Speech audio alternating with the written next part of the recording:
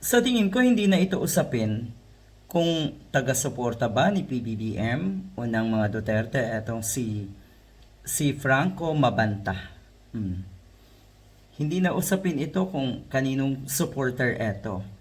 Ang problema nila ngayon ay nang extort sila. Ang problema nila ngayon, ang nakikita ng mga kababayan natin, forget about the past ha, pero ang nakikita ng mga kababayan natin ngayon, doon sa kanilang network na Patay Gutom or Peanut, PGMN, ang nakikita ng mga kababayan natin ngayon doon sa kanilang network ay puro mga balahura, puro mga sinungaling, at puro nagmamagaling na nagkukunwaring anchor. At ang binabanatan ay ang gobyerno natin. At ang binabanatan ay si PBBM. At ang kinikilingan obviously ay ang mga Duterte. So ito ba ay usapin pa noon kung naging friend etong si Sandro Marcos at si Franco Mabanta? Mukhang hindi na kasi ngayon naglalabasan ng mga photo. Ang totoo daw magkaibigan talaga etong si Mabanta at ang nasa Malacanang. Pero ang sinasabi naman ng Malacanang, katulad ni Atty. Claire Castro, ang totoo daw na magkadikit ay etong mga Duterte at etong si Mabanta.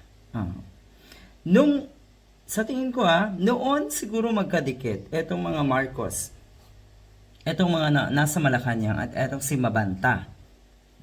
Noon magkadikit. So ang nangyari, dumikit sila sa mga Duterte, nakikita natin yan sa mga kumakalat din na photos with Mabanta and the Dutertes.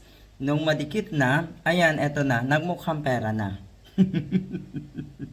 Hanggang sa nangyari nga itong extortion na ito. Sabi sa inyo lahat ng nadidikit sa mga Duterte, nagiging kriminal. Merong magiging pananagutan sa batas at sa mata ng mga tao at sa pananagutan sa ating bansa.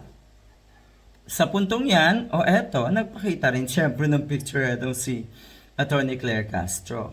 Na kuno ay eto, at magkakilala, magkaibigan, etong si Franco Mabanta, at ang mga Duterte na andyan. Kasama si Digong, kasama si Sara Duterte. Pero ulitin ko hindi na ito usapin kung kanino bang kaibigan etong si Mabanta. Ang malaking problema niya ay nang extort siya. Ang malaking problema niya ay mukhang nadikit siya sa mga Duterte, kaya lalong napasama siya.